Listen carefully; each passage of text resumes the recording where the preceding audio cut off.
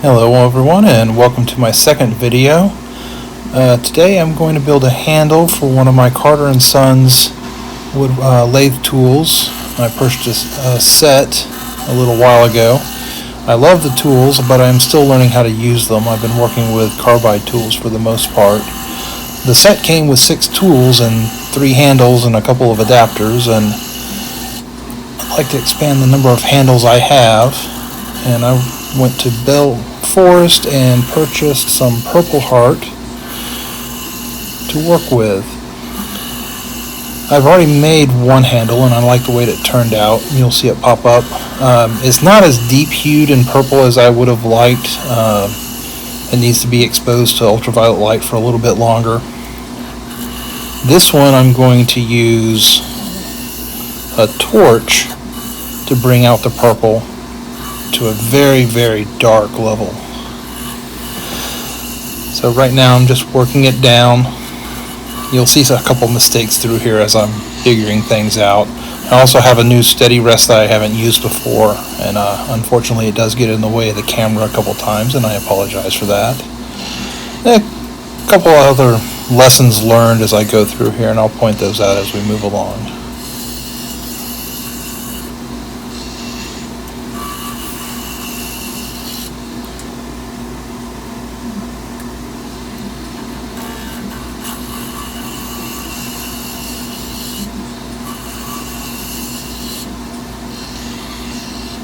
Just checking for round there.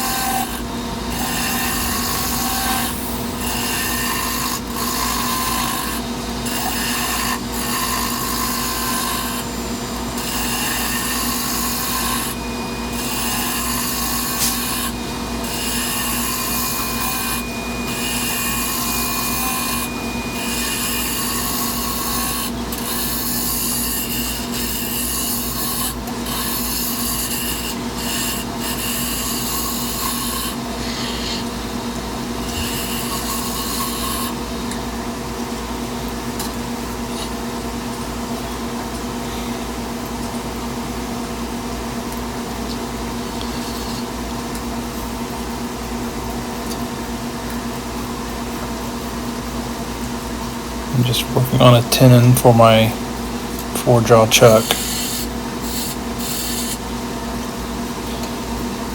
You can see the other handle there on it's got the lightest of purple hues so far, but it is getting darker.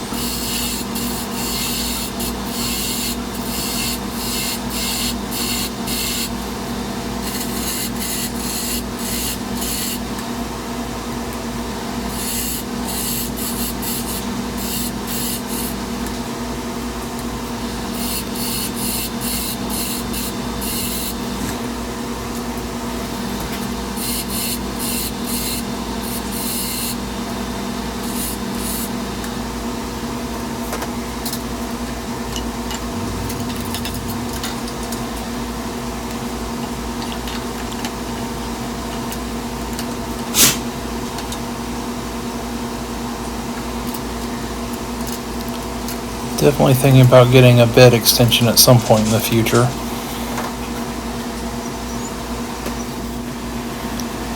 There's the steady rest, and as I promised, it got in the way of the video a little bit. And I apologize for that. Lesson learned. I'm just cutting the piece down to the size. I'm making a 12-inch handle.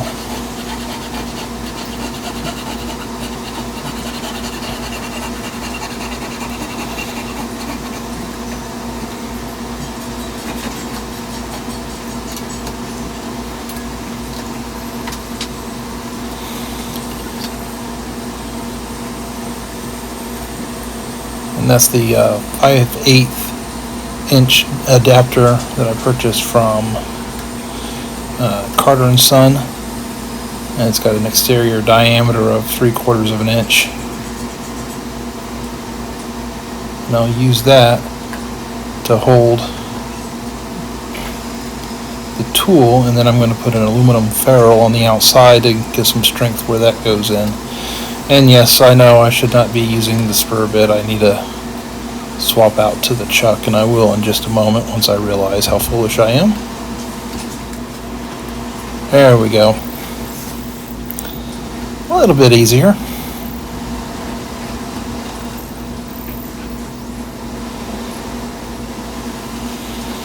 I'm just working on the pilot hole here.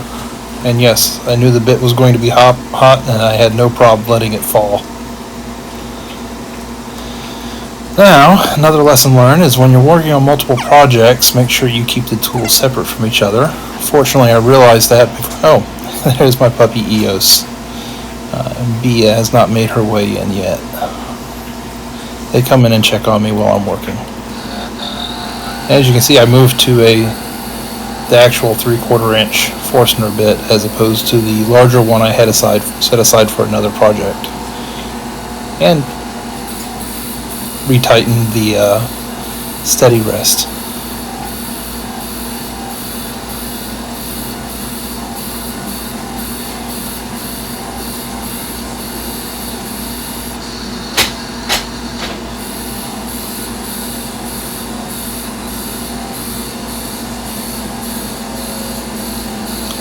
Looks like such a faster process on other people's videos. I find if I step in too quickly, it starts burning. It may also be that I needed to sharpen my Forstner bits.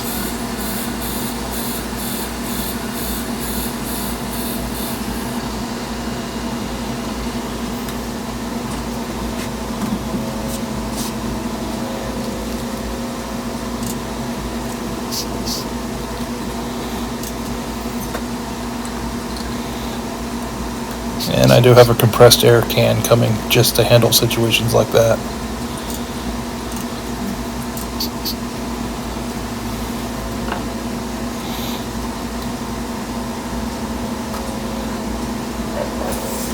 Hard to tell, but it is drilling just a little bit further in, maybe about 1/8 of an inch.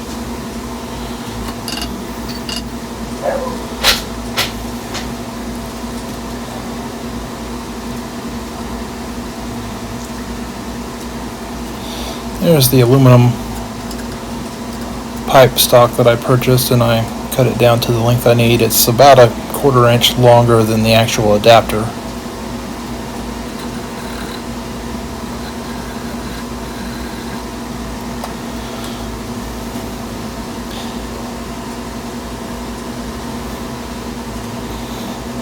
And as I said, I'm learning how to use the steady rest. I realized that I need to move it back a little bit from the work area. Still haven't realized that it's in the way of the camera though.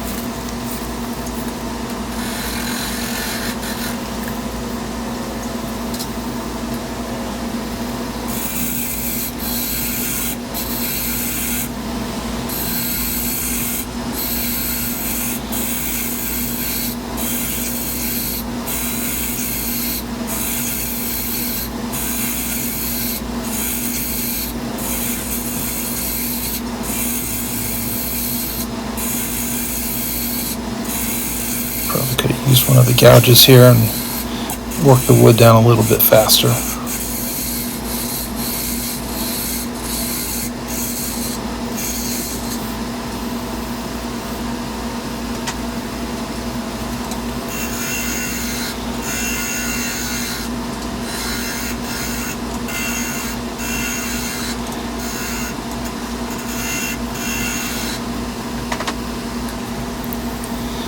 Now I'm going to go through several iterations of trying to work my way slowly down to the fitment I need.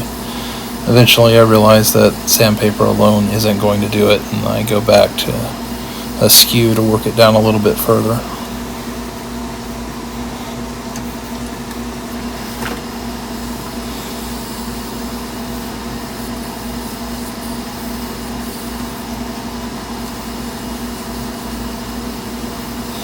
The video is recording at 4 times speed, so it took me a little bit longer than I would have liked to have figured out. I just needed to cut down a little bit further.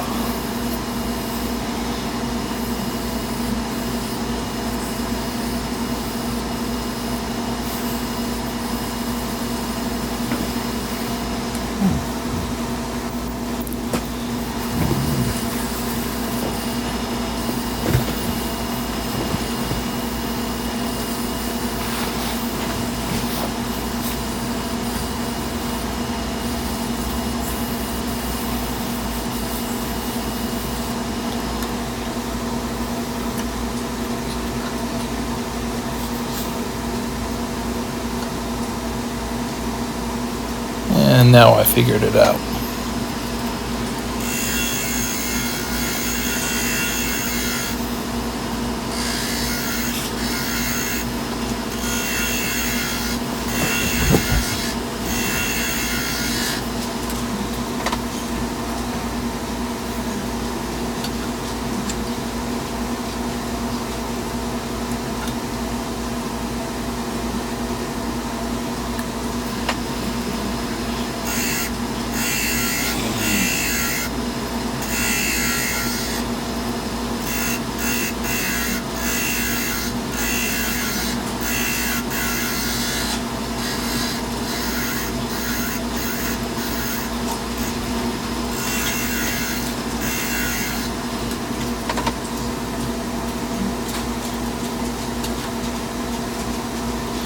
And there we go.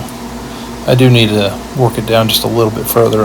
Use the parting tool to extend that a little bit. Hidden by the steady rest, of course.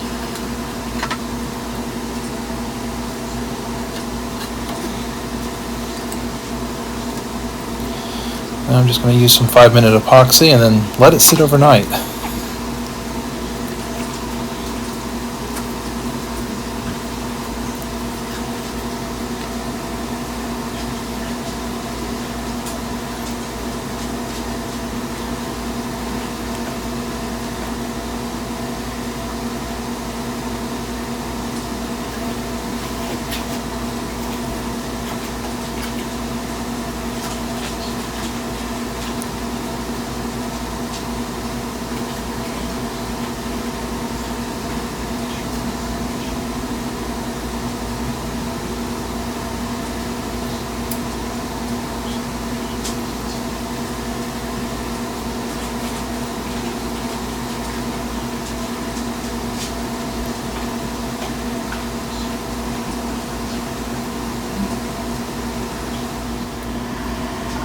And here we are the next day.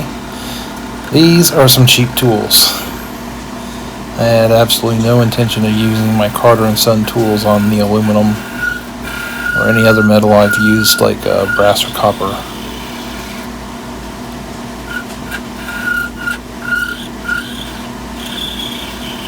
All I'm doing now is making sure the aluminum tube is round, as well as cleaning it up some. The lines that it produces actually provides it a little bit of a grip, but I do sand it down off the video some so that it has a slightly better finish look to it.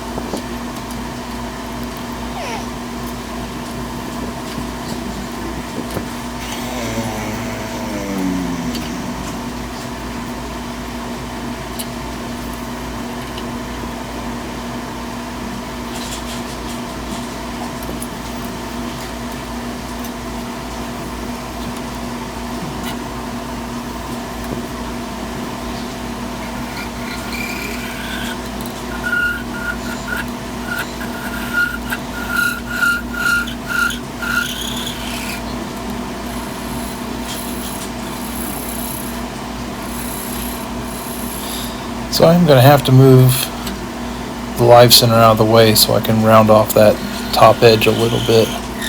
And something I just realized is I could have used a piece of 3/4 inch dowel in there and then put the live center on that and give myself plenty of room to work with.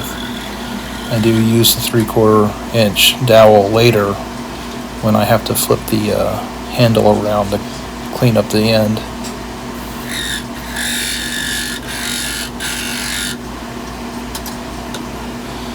You can see without the live center it is going to chatter around quite a bit, and I will have to go back and clean that up.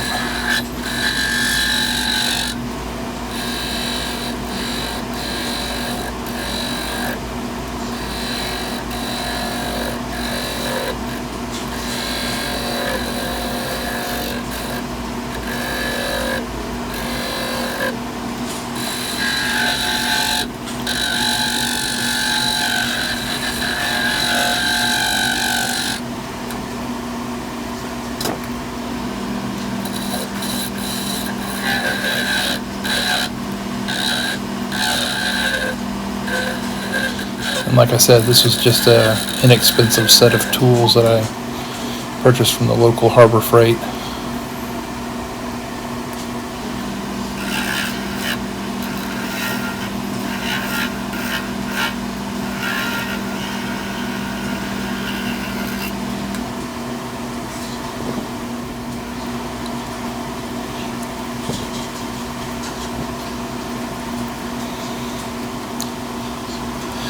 Now I'm just marking out my positions to match.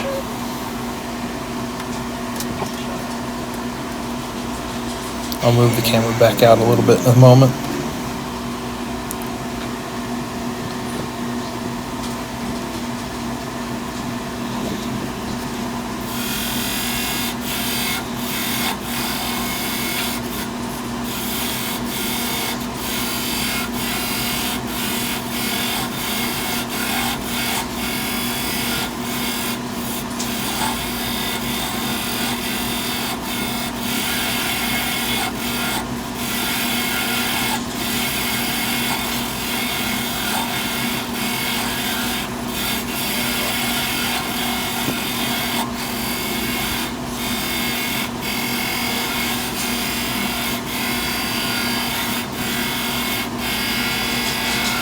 Probably matching the general profile of the handles produced by Carter & Sons. There are some differences, mostly because of the ferrule that I put on the front end and how far back it extends.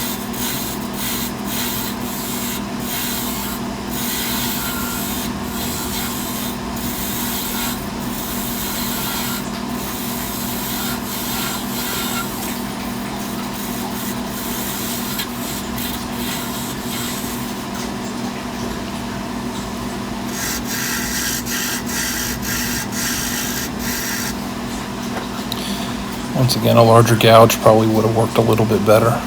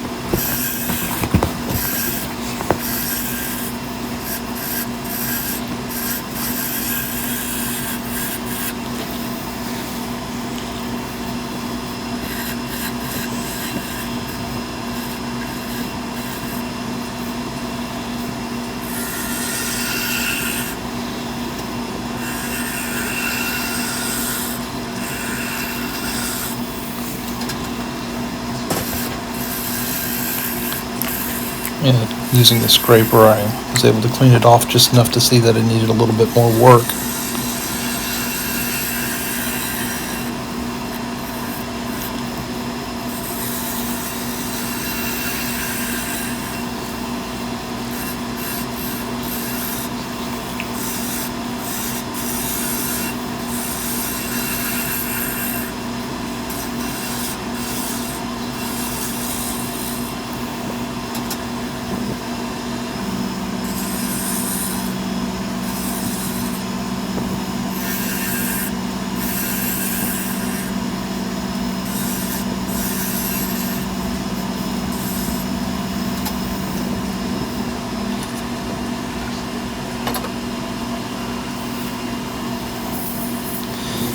I'll work down the sanding.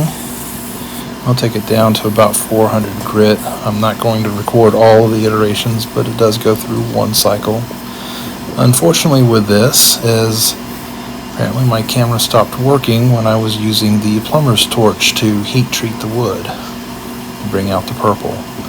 So it'll jump to the full purple next after the sanding's all done.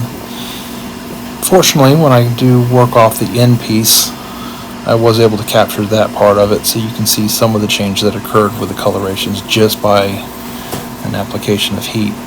You can work it through different stages, I found. I wanted this one to be really dark, so it almost took it to a charcoal color, and then I sanded it back down again with the 400 grit afterwards, just to even everything out.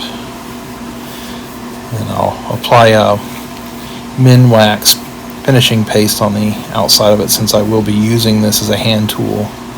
I didn't see a reason to use a more glossy finish than that. Just something I can keep up and help maintain the wood in good condition. And there we go. That is just from the application of heat.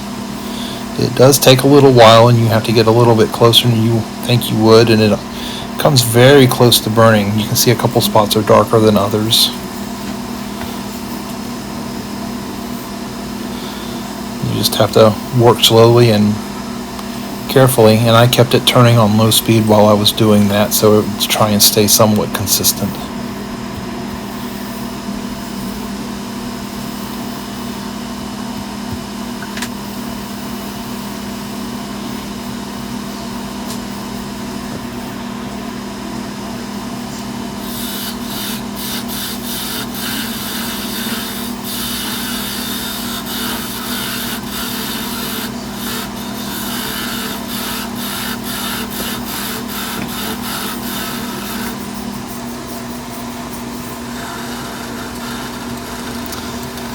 Nice slow speed for parting.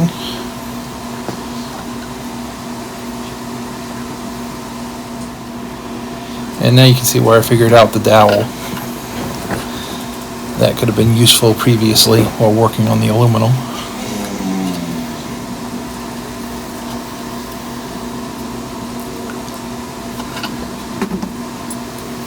I used the live center to center it while I was putting the steady rest in place. I am going to move the camera angle in a moment before I apply the heat. But just by the shavings there, you can see more of the original color.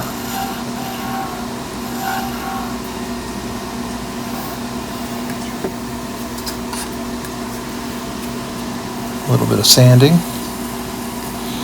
Once again, I'm going to take it back from 150 up to 400.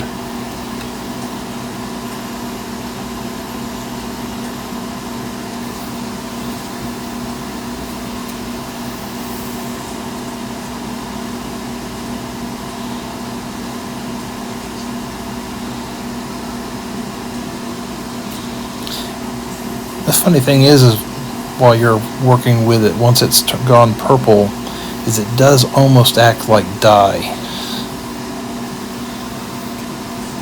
So you'll get it on your shop towel and you'll see the purple in there, and that's mostly just the dust from what I can tell.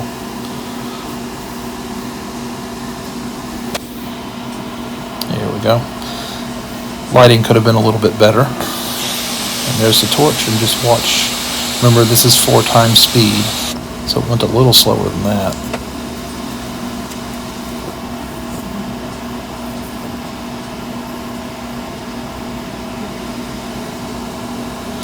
And there's the Minwax.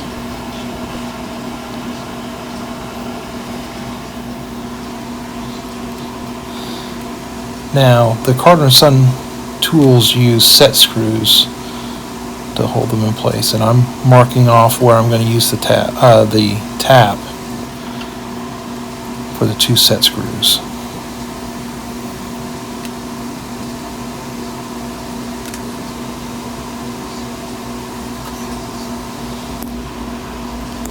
I'll be doing the drilling off the screen, but I'll come back and use the tap. I do use a little bit of tap oil on it while working with aluminum. I'm not certain if that's required, but it seemed like the best thing to do. And I'm putting the dowel inside while I'm actually drilling through.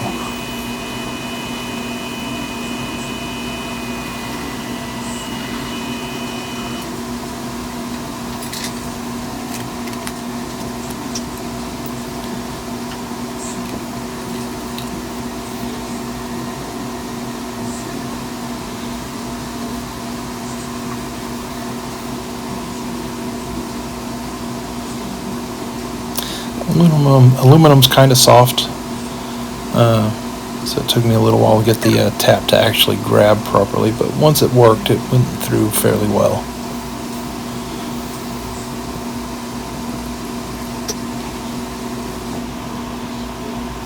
Making sure the set screw fits.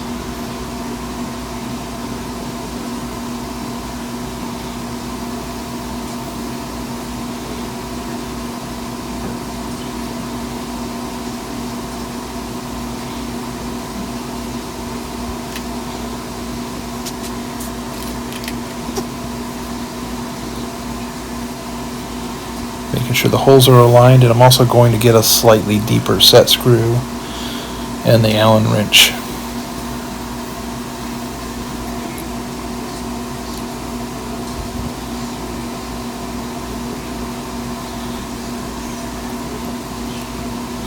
I'm going to see if I have a set that don't protrude quite as much,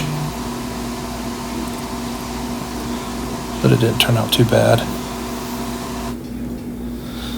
I hope you all enjoyed that. Thank you.